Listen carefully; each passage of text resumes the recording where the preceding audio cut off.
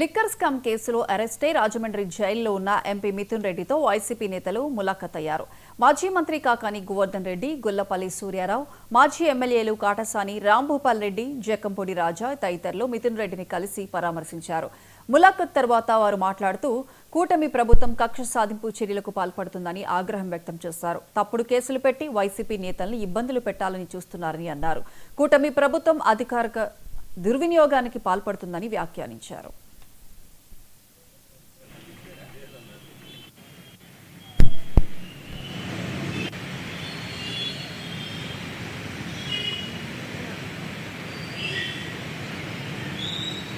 మిత్రుడు మిథున్ రెడ్డి గారిని రాజమండ్రి సెంట్రల్ జైల్లో కలవడం జరిగింది.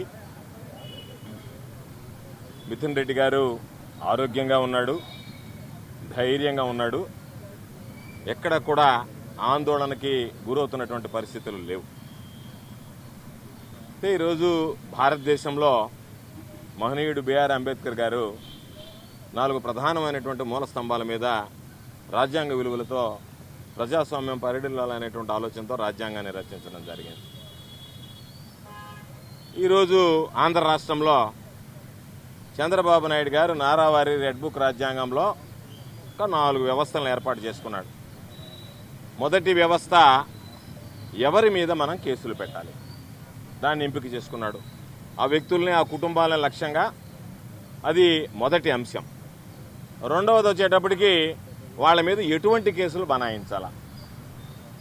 మూడవది వచ్చేటప్పటికి జైల్లో పెట్టి ఎన్ని రోజులు ఉంచాలా.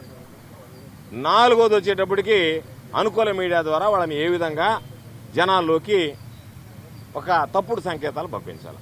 ఈ 4 మీద ఈరోజు పాలన జరుగుతుంది తప్ప చంద్రబాబు నాయుడిని ప్రశ్నిస్తే కేసులు, చంద్రబాబు నాయుడిని విమర్శిస్తే కేసులు, కూటమి పాలన గురించి ఎవరైనా ఇబ్బందులు పడుతున్నావా అని చెప్పి వాళ్ళ బాధ వ్యక్తం చేస్తే కేసులు.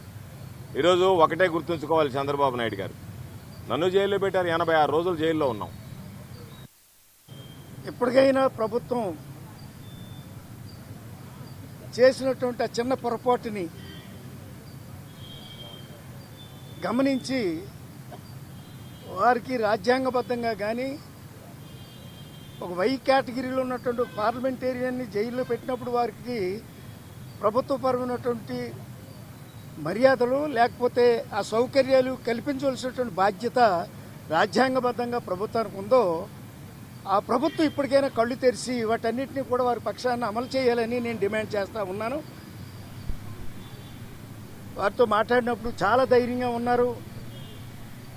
నేను కానీ నా కుటుంబం కానీ ఏ చిన్ని పొరపాటు చేయడానికి సాహసించినటువంటి కుటుంబం అది.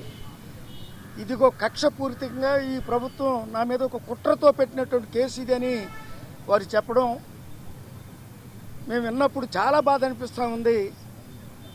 క్రమశిక్షణకు మారిపేరు, రాజ్యాంగబద్ధమైనటువంటి జీవితాన్ని కొనసాగించే ఒక మంచి కుటుంబంగా ఈ రాష్ట్రంలో పేరొందినటువంటి కుటుంబం పెద్దిరెడ్డి గారి కుటుంబం.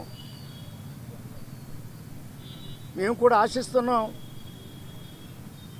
ఇవాళకైనా రేపైనా కోర్టుల ద్వారా ఒక కడిగిన ముత్యంలాగా మా మిథున్ రెడ్డి గారు బయటకు వస్తారని ఆశాభావాన్ని నేను వ్యక్తం చేస్తూ